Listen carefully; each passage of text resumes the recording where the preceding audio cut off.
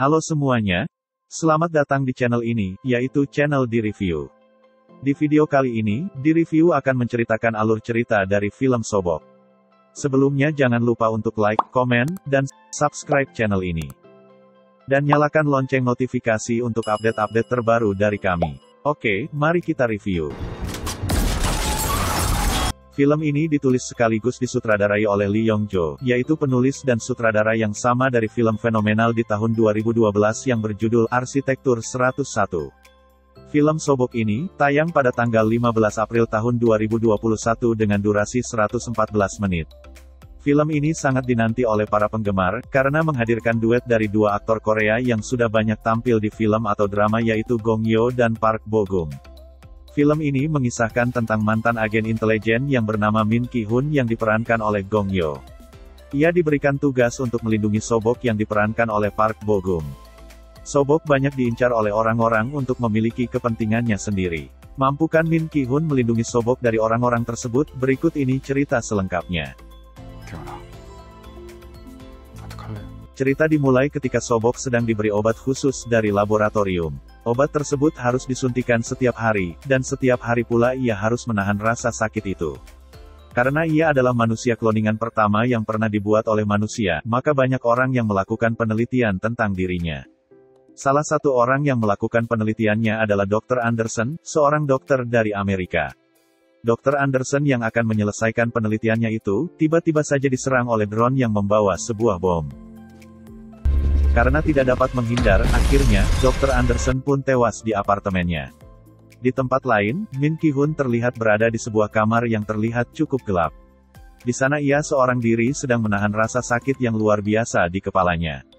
Sambil menahan rasa sakit, Min berusaha mencari-cari obat di sekitarnya. Di saat yang sama, Direktur An Ik-hyun yang merupakan perwakilan dari Badan Intelijen Korea, melakukan pertemuan dengan perwakilan dari pemerintah Amerika untuk membahas tentang penyebab kematian Dr. Anderson, yang dianggap tewas karena ada hubungannya dengan penelitian terhadap Sobok yang dilakukan oleh Dr. Anderson.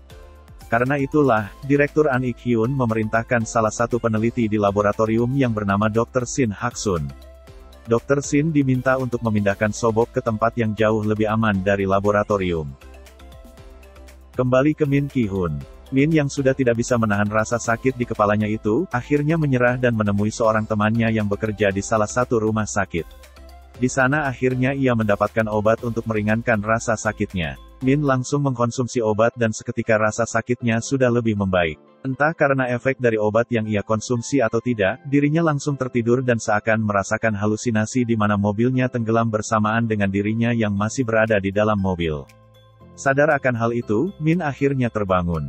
Saat itu juga, tiba-tiba dia dibawa oleh orang-orang yang merupakan anak buah dari Direktur An Ik-hyun untuk menemui dirinya. Di pertemuan rahasia itu, Direktur An meminta Min yang notabene adalah mantan agen intelijen Korea, untuk melakukan sebuah misi rahasia yaitu melindungi Sobok. Min tiba di laboratorium didampingi oleh Dr. Shin untuk menghantarkannya bertemu dengan Sobok. Pemandangan di laboratorium tampak penuh dengan alat-alat yang digunakan untuk eksperimen. Selain Dr. Shin, di sana juga terlihat Dr. Lim sedang melakukan sebuah penelitian. Dr. Limlah penemu atau dengan kata lain dialah orang yang menciptakan Sobok.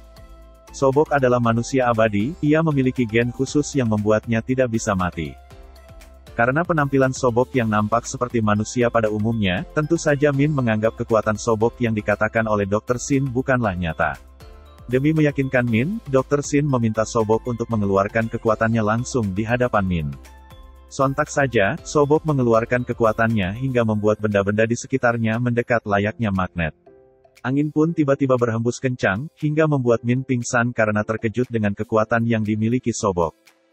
Sesaat setelah Min Ki-hun sadar, Dr. Shin memberitahu bahwa tumor Min yang sudah parah di kepalanya membuatnya hanya mampu bertahan hingga 1 tahun. Dr. Shin yang memeriksa Min saat itu menyarankan untuk menggunakan Sobok sebagai alat untuk menyembuhkan penyakitnya. Dengan melindungi Sobok, maka ia bisa mempertahankan hidupnya. Misi untuk memindahkan Sobok ke tempat yang lebih aman pun dimulai. Di tengah-tengah perjalanan, mobil yang membawa Min dan Sobok mengalami kecelakaan. Mobil mereka diserang oleh pasukan bersenjata.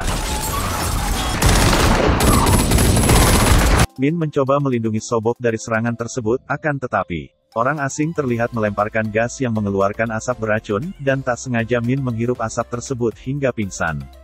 Mobil mereka tiba-tiba terguncang cukup keras karena Sobok mengeluarkan kekuatannya. Ia mengeluarkan kekuatannya karena menolak untuk disuntikkan obat oleh orang yang terlihat asing baginya.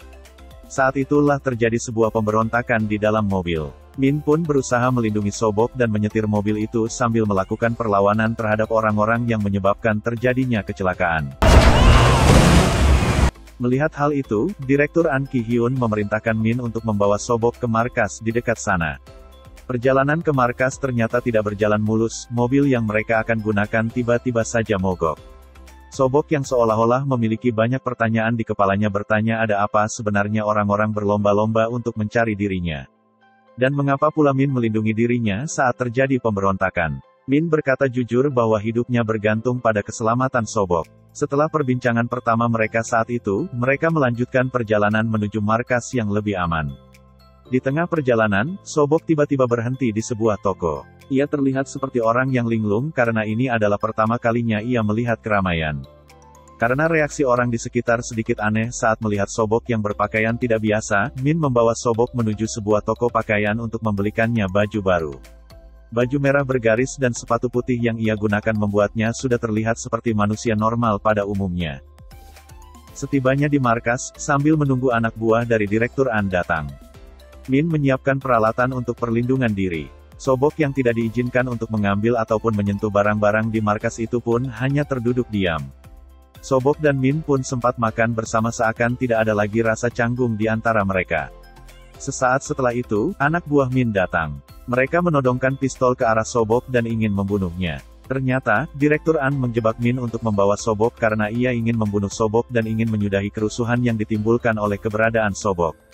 Tentu saja, tidak semudah itu untuk membunuh Sobok. Terbukti, peluru yang mereka lesatkan tidak ada satupun yang bisa mengenai Sobok, justru selalu saja meleset. Sobok yang marah, membuat lantai di ruangan itu terangkat dan akhirnya ruangan itu meledak. Di lain tempat, yaitu di laboratorium. Seorang pengusaha bernama Kim Chun-oh yaitu orang yang membiayai segala eksperimen yang dilakukan untuk Sobok meminta agar Dr. Shin menyuruh Min untuk membawa Sobok kembali ke laboratorium karena Sobok harus segera disuntikan obat yang biasanya diberikan untuknya. Sobok yang tidak ingin kembali ke laboratorium meminta tolong Min untuk mengantarkannya ke sebuah tempat bernama Ulsan. Dengan uang yang ternyata sempat Sobok ambil di markas tadi, Min pun akhirnya mengiyakan keinginan Sobok tersebut. Karena Sobok tidak sempat disuntikan obat. Di tengah-tengah perjalanan, Sobok memuntahkan darah hingga membuat Min khawatir. Min pun berhenti di sebuah pompa bensin, agar ia bisa diam-diam menelpon Dr. Shin. Direktur An terlihat tengah melakukan pembicaraan dengan Mr. Kim. Mr. Kim kecewa setelah tahu Direktur An melakukan pertemuan dengan perwakilan dari pemerintah Amerika, di mana mereka menganggap jika manusia hidup abadi, akan menimbulkan kehancuran dan kerakusan. Karena itulah Mr. Kim menganggap Direktur An telah mengkhianati dirinya. Kembali ke pompa bensin, lagi-lagi Sobok membuat kekacauan, karena kekuatannya. Ia menyebabkan sebuah minimarket di dekat pompa bensin itu mengalami kekacauan. Karena hal itu, Min membawa kembali Sobok ke dalam mobil dan segera pergi dari sana. Sayangnya, posisi mereka saat itu terekam oleh CCTV dan keberadaan mereka diketahui oleh Direktur An. Sesaat setelah pergi dari tempat itu, Min dan Sobok berhenti di sebuah pantai. Sobok yang tetap tidak ingin kembali ke laboratorium membuat Min kesal hingga membuat penyakitnya kembali kumat hingga jatuh pingsan.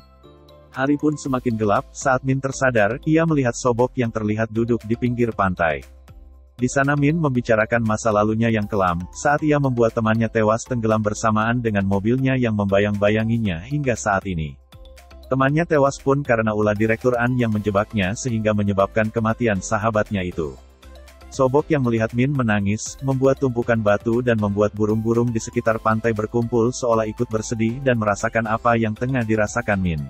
Setelah itu, Min dan Sobok pun menuju Ulsan yaitu tempat di mana abu dari dirinya dan ayahnya disemayamkan. Di sana Sobok menangis karena mengingat kematian dirinya dan ayahnya yang meninggal akibat kecelakaan mobil saat ia berusia 10 tahun. Meninggalnya mereka lah, membuat ibunya yaitu Dr. Lim merasa sangat terpuruk dan akhirnya menciptakan manusia kloningan pertamanya yaitu Sobok. Setelahnya dari Ulsan, mereka pun memutuskan untuk kembali ke laboratorium, karena hanya di sanalah tempat satu-satunya bagi Sobok. Karena beberapa hari tidak disuntikan obat, Sobok kembali memuntahkan darah. Karena panik, Min melaju dengan kecepatan lebih tinggi hingga melanggar peraturan lalu lintas dan dikejar oleh polisi lalu lintas yang berjaga di sekitar sana. Di saat yang sama, pasukan dari Direktur An juga sudah bersiap dengan perlengkapan yang lengkap untuk menangkap mereka berdua. Kejar-kejaran pun terjadi, sampai akhirnya mobil Min dan Sobok menancap di sebuah besi tajam. Min tiba-tiba disetrum oleh orang suruhan dari Mr. Kim. Mereka dibawa di sebuah ruangan terpisah. Sobok kembali harus dilakukan eksperimen dan terlihat ia menahan rasa sakit karena efek bahan kimia yang masuk ke dalam tubuhnya.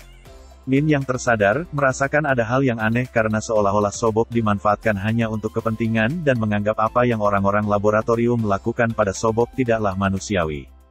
Min pun menyerang Dr. Sin, hingga akhirnya Mr. Kim datang karena mendengar adanya kegaduhan. Namun di sana tidak tampak terlihat Dr. Lim yang biasanya selalu mendampingi Sobok di laboratorium. Ternyata, Dr. Lim tewas ditembak oleh anak buah Mr. Kim karena menolak untuk melanjutkan kembali penelitian terhadap Sobok. Ia menolak karena harus melibatkan dirinya untuk penelitian, karena hanya Dr. Lim lah satu-satunya orang yang memiliki gen yang sama dengan Sobok. Tanpa diketahui oleh orang-orang, saat itu Sobok yang tidak berada di kursi tempat ia dilakukan eksperimen, ternyata menghampiri jasad ibunya yang sudah terbujur kaku. Dr. Sin yang berusaha menghentikan Sobok malah membuat Sobok marah hingga akhirnya ia menewaskan Dr. Sin dengan membenturkan kepalanya ke lantai hingga wajahnya hancur.